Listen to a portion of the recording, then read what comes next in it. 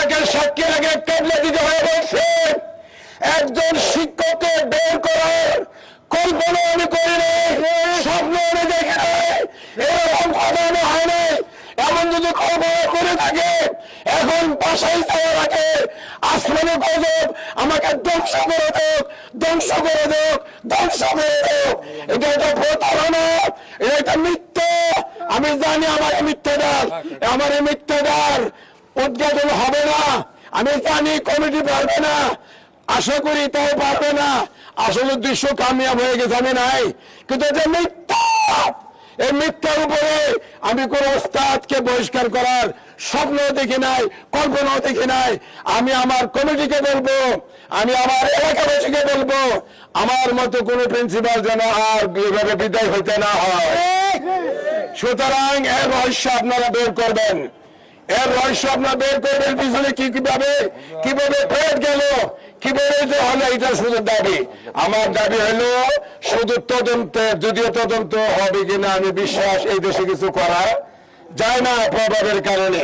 এই কথাগুলো বলে ওস্তাদদেরকে ধন্যবাদ, শিক্ষকদেরকে ধন্যবাদ, কমিটি সবাইকে ধন্যবাদ জানিয়ে ছাত্রদেরকে আমার সন্তান হিসাবে সকলকে মাফ করে দিলাম।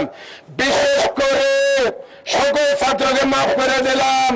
সবচেয়ে বেশি ভূমিকা রাখা তাকে স্পেশাল মাফের ঘোষণা দিচ্ছি। একটা ছেলের দ্বারার অনেক সহযোগিতা আমাকে নিয়েছে, কিন্তু সেই নেতৃত্ব দিয়েছিলেন আপনার নাকি যেন নাম, তাকে আলাদাভাবে মাফ করে দিলাম। আমিন। এই মুহূর্তে আমি আমার সকল স্নেহের ছাত্রদেরকে ক্ষমা করে দিলাম। কোন ছাত্রের প্রতি আমার কোনো আক্ষেপ আন্তরিকতা নাই।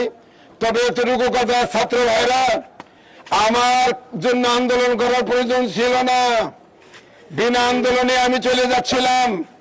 নির্বাচনের পরে আমি চলে যাব, এই কথা সভাপতিকে আমি অনুরোধ করেছিলাম, সেক্রেটারিকে অনুরোধ করেছিলাম, আমাদের কামাল সাহেবকে অনুরোধ করেছিলাম যে আমি বুঝতেছিলাম যেন আমার সময় হায়াত কমে আসছে।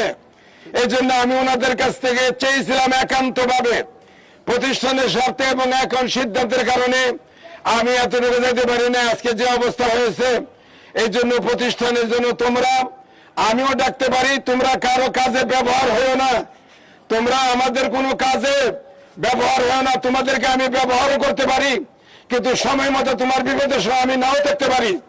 তোমরা পড়াশোনা, লেখাপড়া, এখন বলে যাচ্ছি আমি আজকে তোমাদের প্রিন্সিপাল একটু আগের থেকে নাই, গতকালকের থেকে আমি বলে যাচ্ছি পড়াশোনার পরিবেশ ফিরে আনো।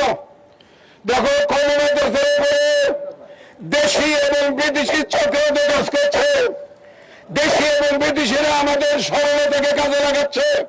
সুতরাং সাবধান ও সতর্ক হও, আমাদেরকে নিয়ে যেন করে খেলাধুলা না হয়।